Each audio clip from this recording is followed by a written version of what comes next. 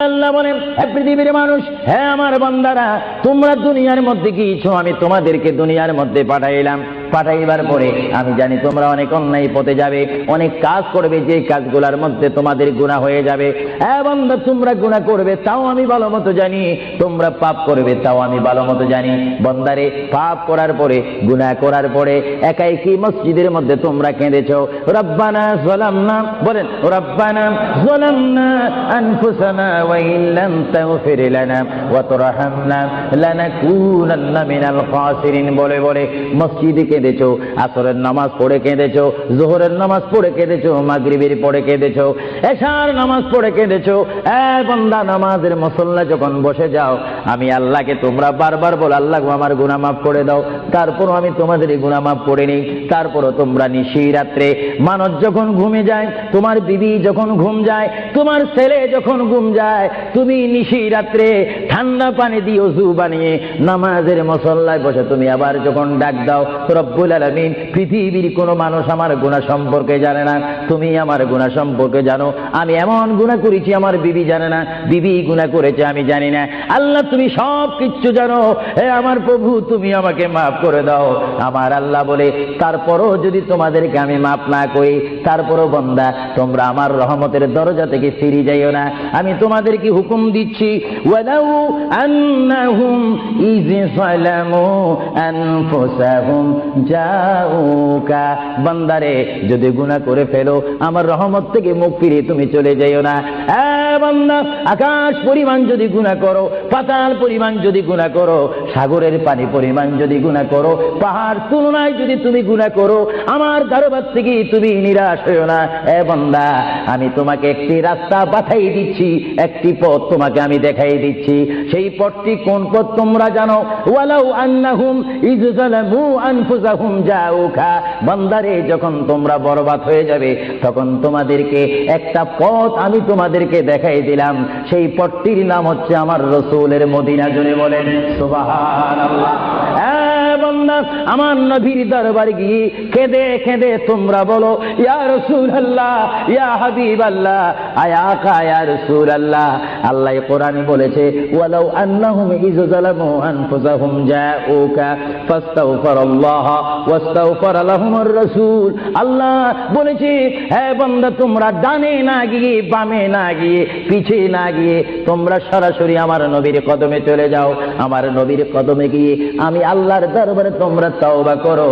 তওবা করতে করতে তোমাদের চোখের পানি যখন বাইর হয়ে যাবে, আর ওই মুহূর্তে যদি আমার বন্ধু যদি তোমাদের জন্য আমার দরবারে সুপারিশ করে, আমি আল্লাহ তোমাদেরকে ওয়াদা দিয়ে দিলাম, গ্যারান্টি দিয়ে দিলাম, আমার রাসূল যদি তোমাদের জন্য আমার দরবারে সুপারিশ করে, সঙ্গে সঙ্গে বান্দা, তোমার অতীতের জীবনের কবিরা সগীরা গুনাহ মাফ করে দেব। জোরে বলেন সুবহানাল্লাহ। আরো জোরে বলেন। আমার আপনার গুনাহ মাফ করার জন্য রাসূলুল্লাহর দরবারে যাওয়ার দরকার আছে কিনা? চিৎকার জীবনে আছে কিনা? এটা কোরআনের অপব্যাখ্যা নয়, কোরআন শরীফের আয়াত। ওয়ালাউ আন্নাহুম ইয যালামু আনফুসাহুম জাউকা, যারা তাফসীরি পড়েছেন, তাফসীর জালালাইন পড়েছেন, টাইটেল পড়েছেন, বুখারী পড়েছেন, মুসলিম পড়েছেন, ইবনে মাজাহ পড়েছেন, সিয়া সিত্তা পড়েছেন, হাদিস পড়েছেন, ইজমা পড়েছেন, কিয়াস মেনেছেন, উসুল মেনেছেন, বালাগাত মেনেছেন, মুনতিক মেনেছেন, শরীয়ত বুঝেছেন, তরিকত বুঝেছেন, হাকিকত বুঝেছেন, ইলমে লুদুনি পেয়েছেন, ইলমে তাসাউফ মেনেছেন, তারা অবশ্যই স্বীকার করবে মানুষের একমাত্র মুক্তির স্থান, পরিত্রাণের স্থান, আসলের স্থান, নাজাতের স্থান, আল্লাহ পাওয়ার স্থান মুহাম্মদুর রাসূলুল্লাহ কদম মুবারক। চিৎকার দিয়ে বলেন সুবহানাল্লাহ।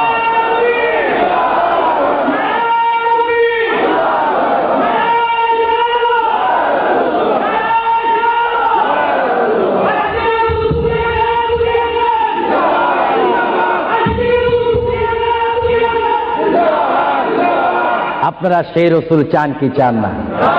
অবশ্যই চাইবেন, না চাইলেও চাইবেন।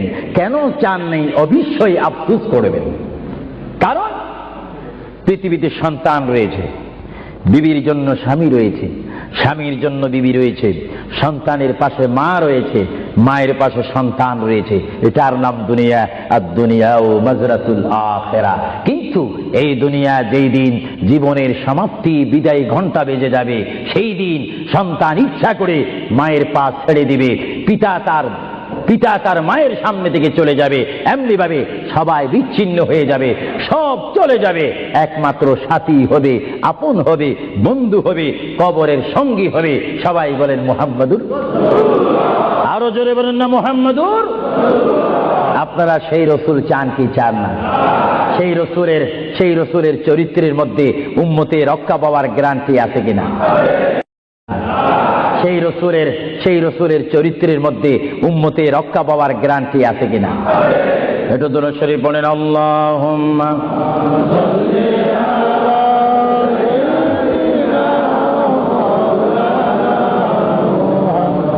ওয়া আলা আলি সাইয়্যিদিনা। ভাইরা আমার, মহান রব্বুল আলামিনের কোরআনুল কারীম থেকে আমি একখানা আয়াত আপনাদের সামনে আবার পড়ে শোনাচ্ছি।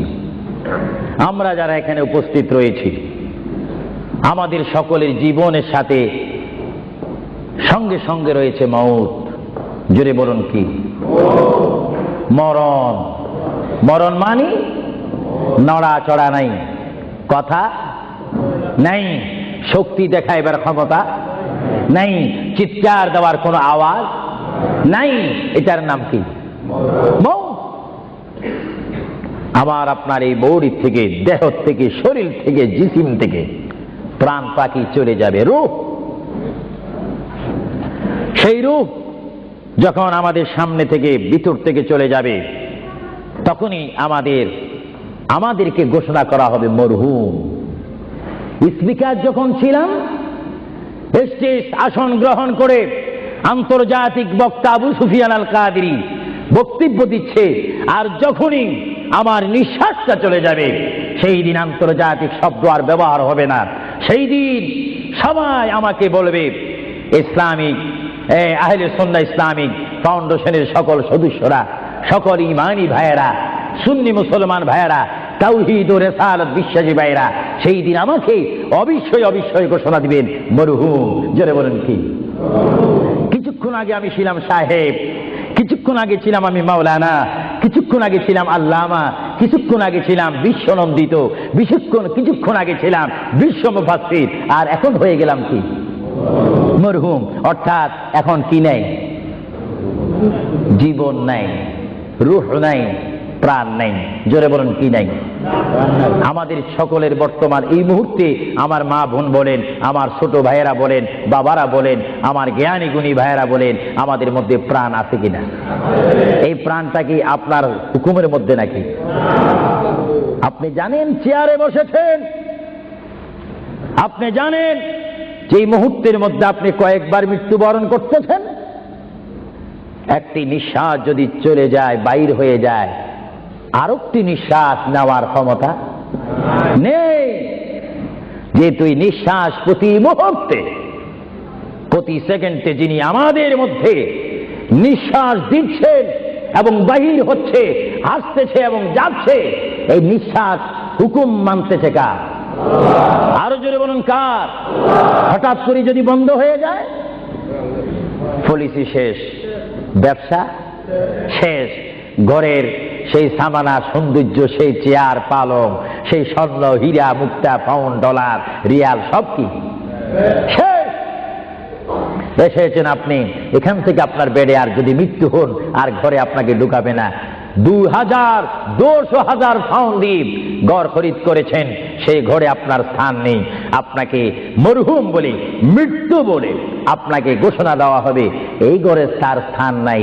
তার এমন একটি স্থান যেখানে পৃথিবীর আলো নাই, বাতাস নেই, চেরাক নাই, লাইট নেই, সাথী নেই, সঙ্গী নেই, পাড়া পড়শি নেই, সমাজের কেহ নেই, রাষ্ট্রের কেহ নেই, বন্ধুত্ব কেহ নেই।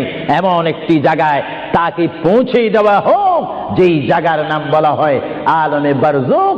ওই যুগের প্রথম গাঠির নাম 3.5 হাত গড় হবে, সেই গড়টির নাম হবে কবর। চিৎকার দিয়ে বলুন সুবহানাল্লাহ।